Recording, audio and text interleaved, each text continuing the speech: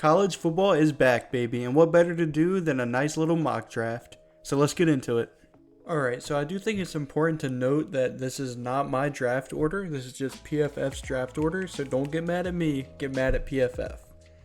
So, with the number one pick, we do have the Arizona Cardinals. And here's the thing. And mind you, there are no trades in this one. So, I'm going to have the Cardinals picking a number one. And ideally, you would want the Cardinals to probably trade out of this pick. And yes, I know Caleb Williams is an amazing talent. But just the amount of draft capital you could get from trading out of this pick. And let's be real. You guys have Kyler Murray. People act like Kyler Murray is some slouch. He's a Pro Bowl quarterback. And if you could have a Pro Bowl quarterback, trade out of this number one pick and gain probably 3 first-round picks for the next 3 years, you would do it.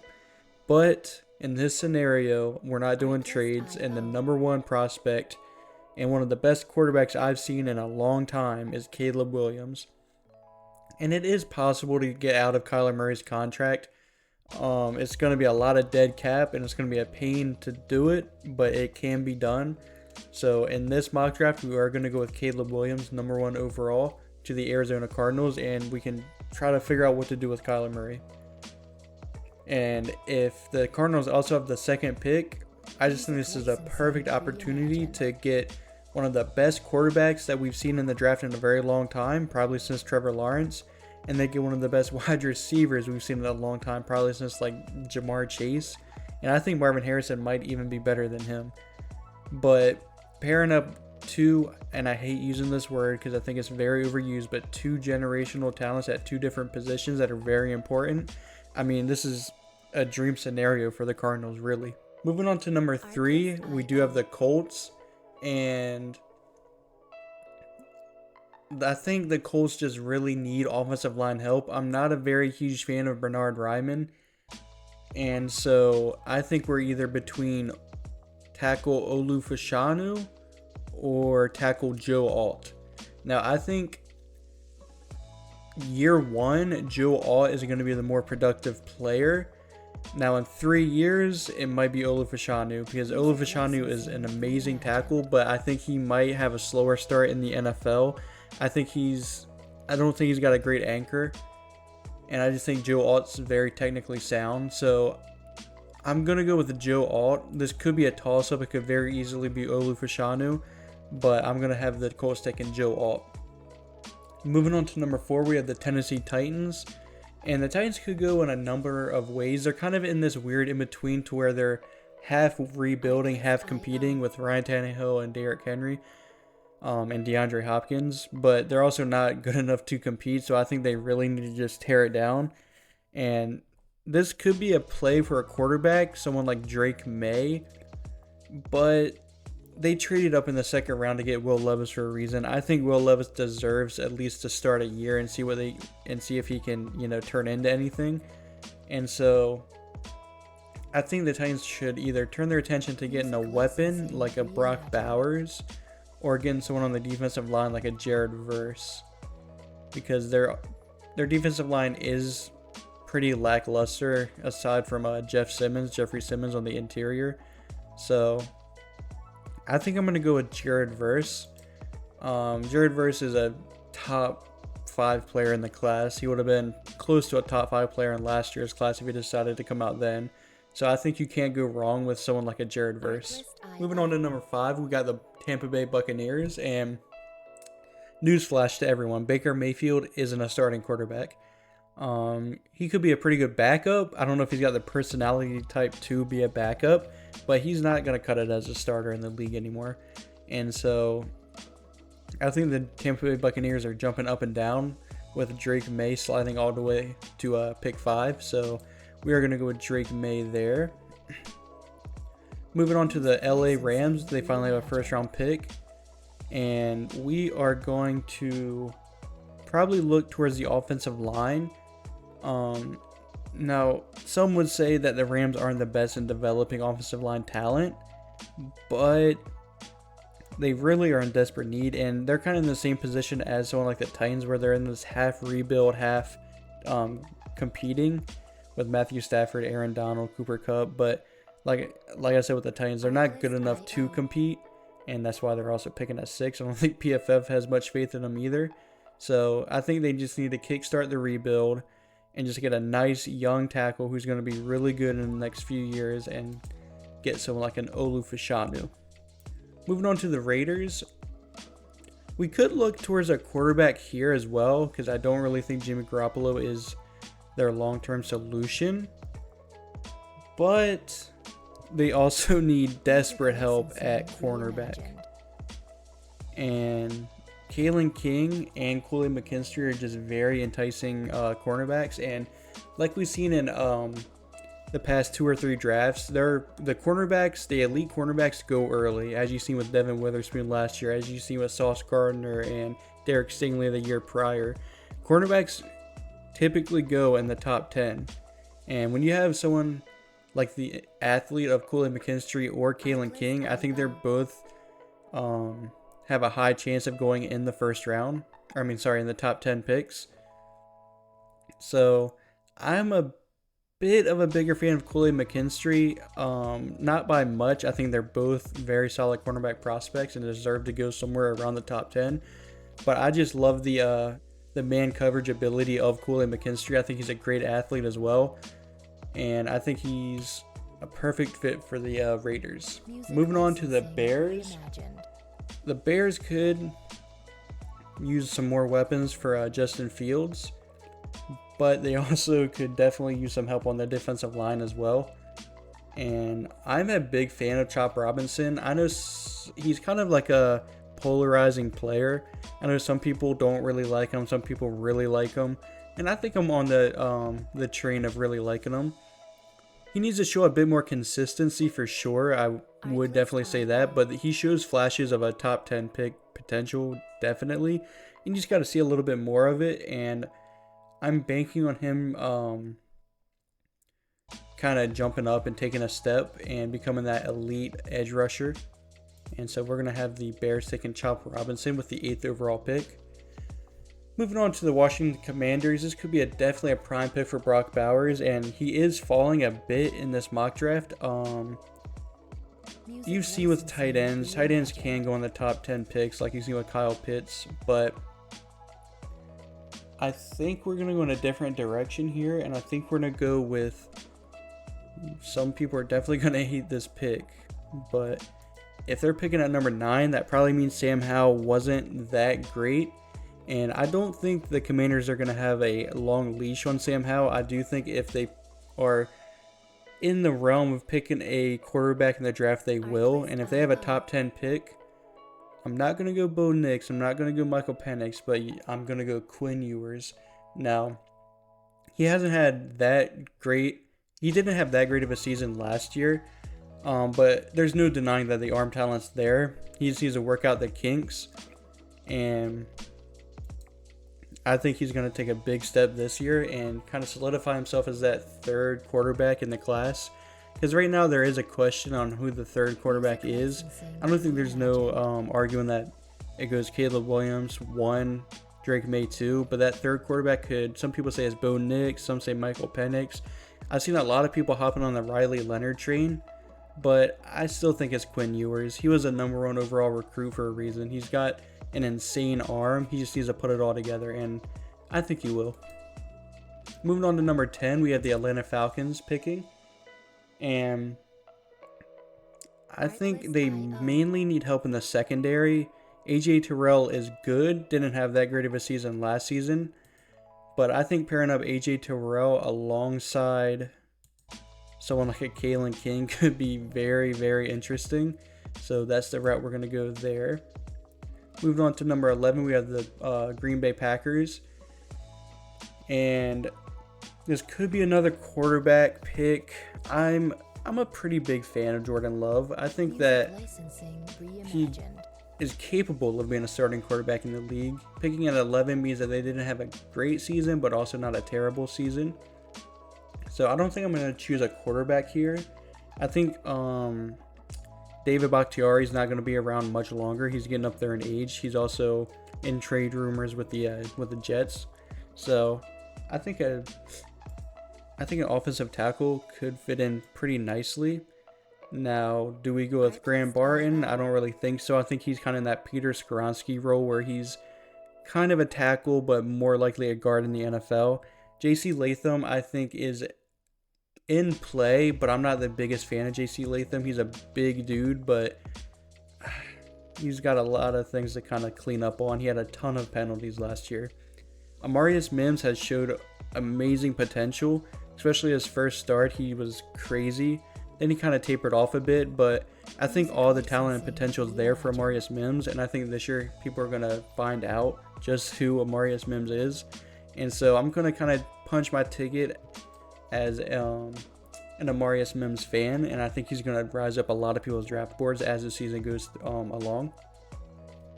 All right, now the Brock Bowers slide is going to probably stop here in New England.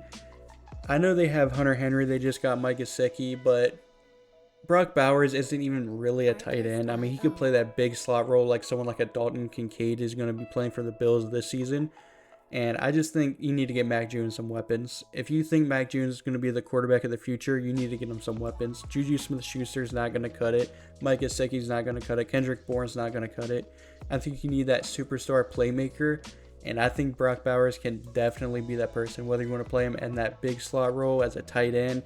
I mean, he can even line up out wide if you really want him to. He's just an offensive weapon, really. Moving on to the Minnesota Vikings. Now, they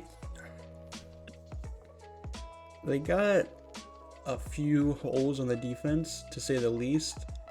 And so, I think really they're just going to pick the number one player on the defensive side of the ball. Now, do you think that's Jerzon Newton, Leonard Taylor, Cooper DeJean? Laiatu Latu, I'm a big fan of, but with his medical history, I really don't think he's going to go in the first round because I don't think he's going to pass many teams' medicals.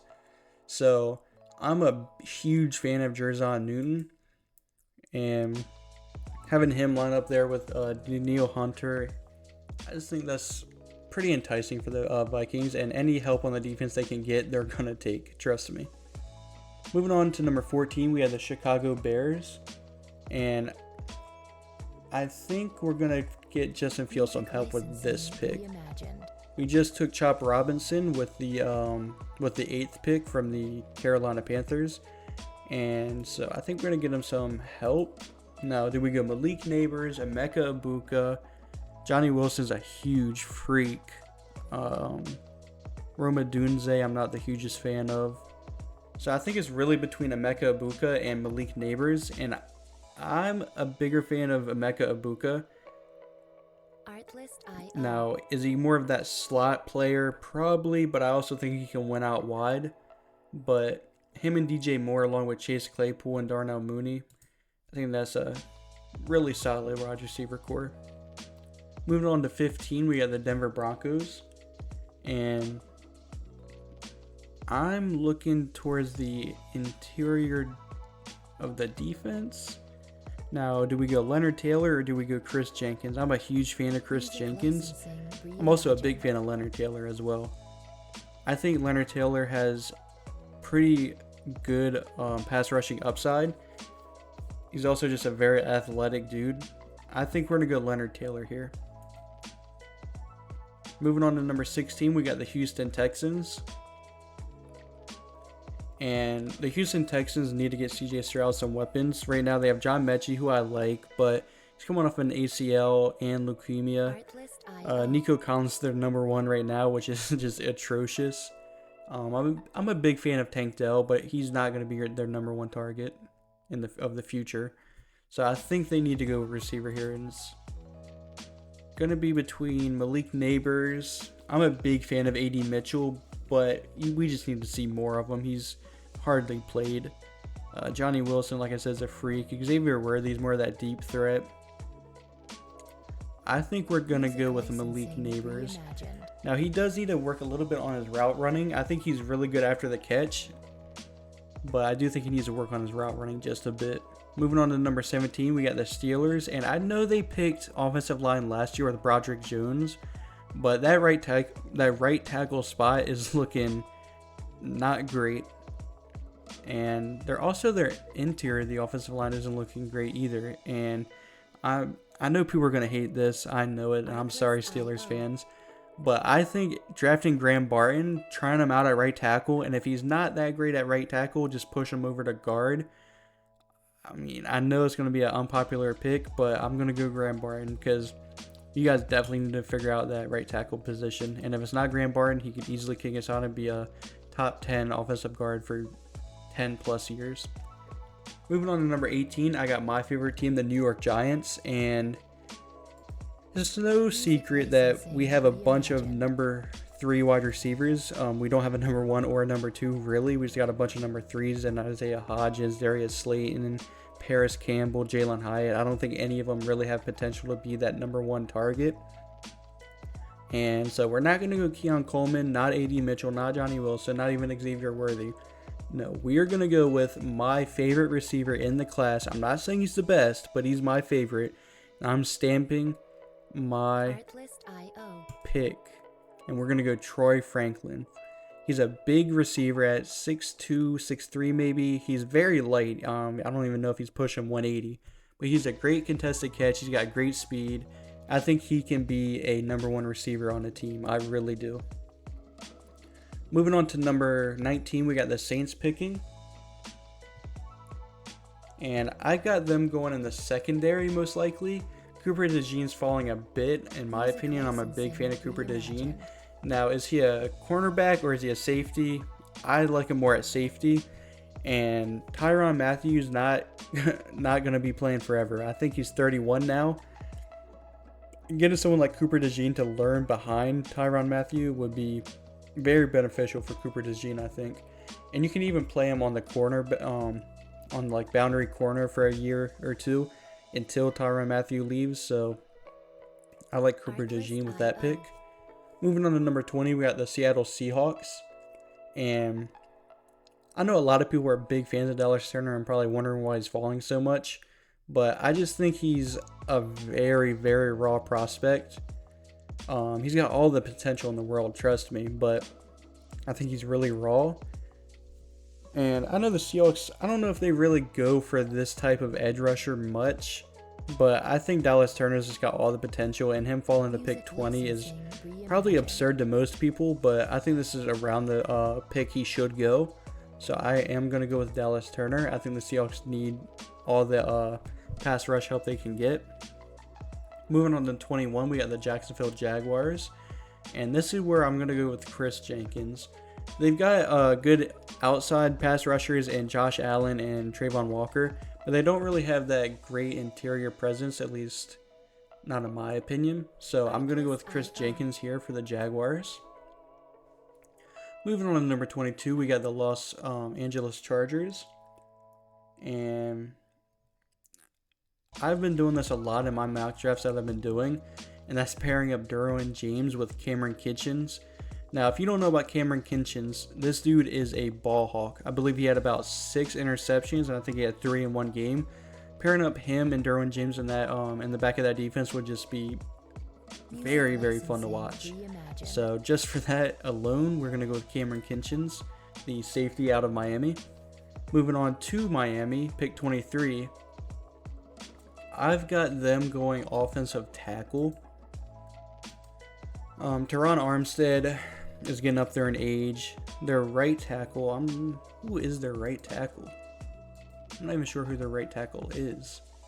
So we're going to go with J.C. Latham here. Now, J.C. Latham is going to have to work on his penalty and discipline, but the dude's massive. He's a hog molly, and I think he'd be a great right tackle for the Miami Dolphins. Moving on to number 24, we do have the Detroit Lions, and I think we need a partner for Aiden Hutchinson to rush with. And I'm a huge fan of Braylon Trice, and so we're going to pick him. He had a ton of pressures last season. I expect him to have the same amount of pressures, if not more, this season. So he's a very productive player, and I think pairing him up with Aiden Hutchinson is just going to be a dynamic duo that's going to be very fun to watch. Moving on to 25, we have the Baltimore Ravens. And Odell Beckham's more of a one-year rental. Rashad Bateman's there. Zay Flowers they have gotten. But I think we're going to have them double dipping at receiver back-to-back years and getting Keon Coleman. He's just a big physical receiver. And I think he'd pair up nicely with Rashad Bateman and Zay Flowers. Now, this is only if Odell Beckham leaves, which I do think he's going to. And getting Lamar Jackson all the weapons he can have is not a bad idea. Moving on to 26, we got the Green Bay Packers. Now, I'm not the hugest fan of Darnell Savage, although I did play with him in Pee Wee football, so I do know him just a bit, but I'm not a huge fan of him. And Kalen Bullock, I am a huge fan of. He needs to clean up on his tackling, but he's an amazing athlete, and he's super fun to watch. So I'm going to bank on Kalen Bullock to kind of improve in the areas that he needs to improve on, and he's really the only bright spot on that USC defense because, God, that USC defense is terrible. Moving on to 27, we got the Dallas Cowboys. Now, I think that they're not going to pay Tony Pollard. I don't think they are. I think they learned their lesson with Zeke.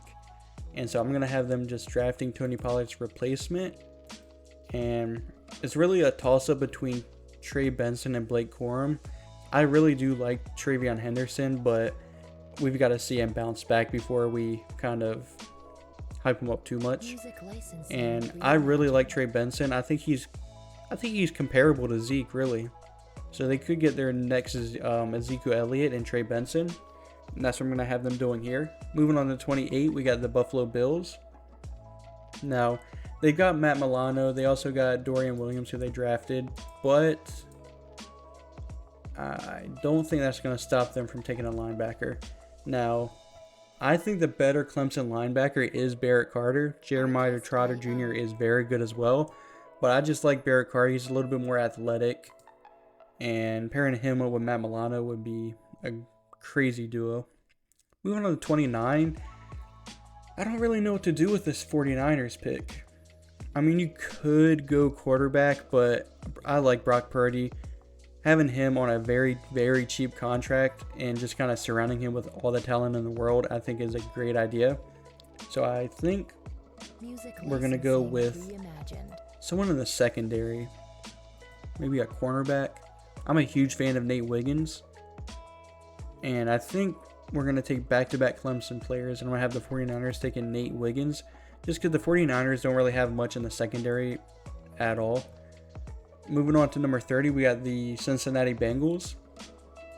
And I'm sure you've seen him falling and you think he's falling. But JT Tuimoloau, I'm not the hugest fan of. If you look at that Penn State game from last season, you're going to think he's deserving of the number one pick. But aside from that game, he didn't really show much. He's got the potential. He's got all the potential in the world. But I don't think he deserves a top 10 pick like most people are projecting him. But him sliding down to 30, I think is a perfect spot for the Bengals to just take a chance on him, see what they have in a guy like JT. And so we're going to go JT Tuimoloau with the 30th pick. Moving on to 31, simple. Eagles either go defensive line, offensive line. And I think Brandon Graham's not getting much younger, neither is Fletcher Cox. And of course they got guys like Jalen Carter, Jordan Davis, Nolan Smith behind him. But I'm a big fan of Mason Smith. He tore his ACL like the first play of the season last season, so you haven't gotten to see much of him. But I think he's a very athletic, talented kid. And I think Harry Roseman would fall in love with a guy like Mason Smith. So we're going to go with Mason Smith at pick 31. It's unfortunate that there was no Georgia defensive players around the selection. And rounding it off at number 32, we got the Kansas City Chiefs. And I think they're going to try to get their Tyreek Hill replacement. And a guy like Xavier Worthy isn't quite as fast as Tyreek Hill because nobody is, but he's definitely the fastest receiver in the class. And I think having a deep threat like Xavier Worthy to pair him up with Patrick Mahomes would just be a very fun duo. So we're going to go with Xavier Worthy to round it off. And that's going to do it. So for this to load. Alright, there we go. Let me know what you guys think of this mock draft down in the comments. I'm sure a lot of you are going to have problems with your favorite team's pick, so let me know down in the comments. If you like the video, give it a thumbs up, and if you enjoy the channel, please consider subscribing. It helps the channel out a lot. And as always, this is the Draft Nerd, and thanks for watching.